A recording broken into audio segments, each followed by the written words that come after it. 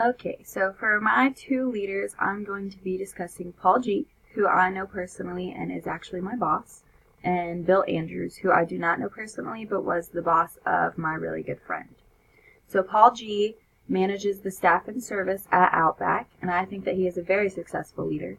Paul always keeps a positive attitude, even in negative situations. In any situation, he always tries to make everyone happy and always tries to be fair, and he does his best to make sure that everybody else has a positive attitude as well. He's always encouraging instead of critiquing, so even if he sees you doing something wrong, he doesn't necessarily say, "You're doing this wrong." He says things that will encourage you to fix the issue or encourage you to do it right the next time. And he's also always able to adjust his personality to any situation. So any employee or customer that walks up to him or walks into his restaurant, he's able to really connect with them and create a dialogue that will help the situation in any frame.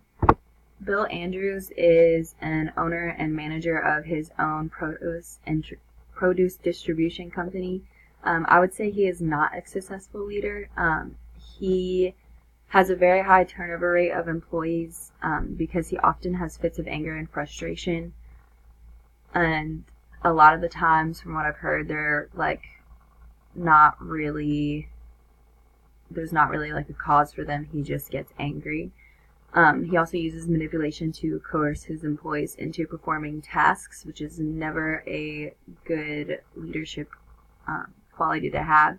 You always want to be like encouraging and want them to have the motivation to do it so they can do it well and do it right the first time. And then he also wants things done his way or not at all. And that's just kind of hard to have that quality as a leader because everybody that works for you isn't necessarily going to be the same or going to be able to perform things in the same way. So you have to have a little bit of leeway in how you allow things to be done.